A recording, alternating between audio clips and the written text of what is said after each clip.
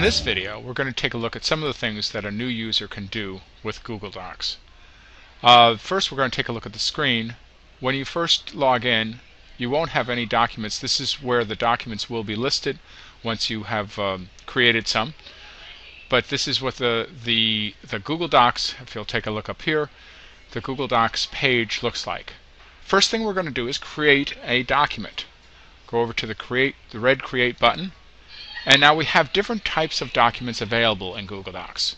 We have documents, presentations, spreadsheets, forms, drawings, and then collections, which are kind of like folders in Microsoft. Documents are like Word documents. Presentations, as you might guess, are like PowerPoints. Spreadsheets are like Excel. And form is an unusual type of document that we'll talk about at a later time. It basically allows you to create tests or other types of things, a questionnaire for people. And then drawing, you can make simple drawings on it. Today we're going to open up a document, create a document. Blank document opens up. And the first thing we want to do is to retitle this document. We're going to retitle this document Test. So this is how we can retitle a document, and then we can just start typing. Now, a couple of nice things about Google Docs. First of all, you'll notice that we don't need to save because it just saved for us. Every time you start typing, it will try to save, and then it will make all changes are saved immediately. It's a very handy thing for those of us who have lost important documents. It's nice to know that Google Docs is saving the documents as we go along.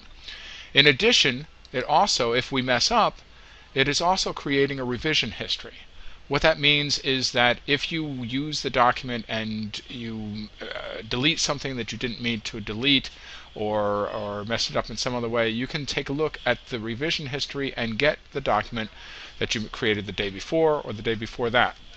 That's particularly helpful if you want to share your document. Sharing a document is very easy using Google Docs because what we need to remember is that these documents are up in the cloud. So they are accessible to any computer that has internet access. So if we share the document, it opens up a new screen.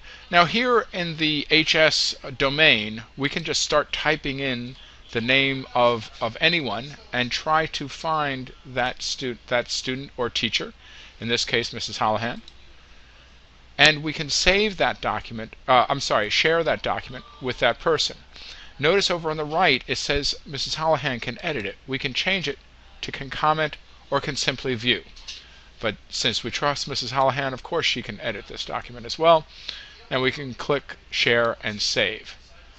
That allows, now take a look at the screen, it allows Mrs. Holohan is on the list of people who can access the document and who can also edit the document as well. Just simply click done and the document has been shared. Now Mrs. Holohan, when she opens up her Google Docs, will see this document, this test document, in her folder.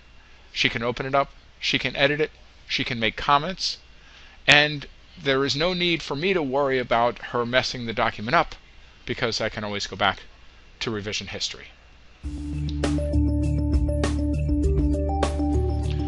We're now going to look at 4 more things using Google Docs: searching for a document, making a copy of a document, creating a collection, and uploading a file.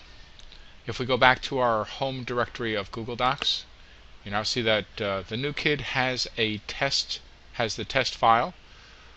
He also has a box in which he can search for files in the Trumbull HS domain. And we are going to search for Foundations Handouts. And we're going to get a link to Foundations Handouts. Now, what this allows us to do is we're going to click this link, and the new kid is going to have access to all of the files. This is a shared collection, and now he will have access to all of the files in the Foundations Handout collection.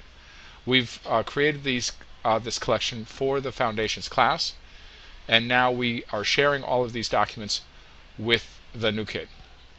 We're going to open up one of these documents. We are going to see if we can find the the journal, Freshman Foundation's journal document, and we're going to open it up. Now, this is a document that has been shared with everyone in Foundations, but it is, you'll notice, view only. This means that we are going to need to make, in order for the new kid to be able to create a journal, he is going to need to make a copy. If we go to File, we can make a copy of this document.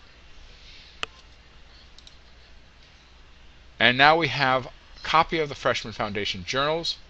We are going to have the new kid rename that file. He's going to call it Journal, and his last name is Kid, and he is in period 3.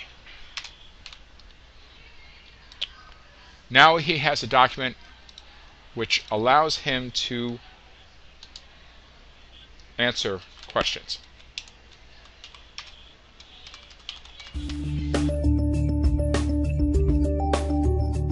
The last couple of things we're going to talk about in this video are how to create a collection and how to upload files either from your student directory or from the internet.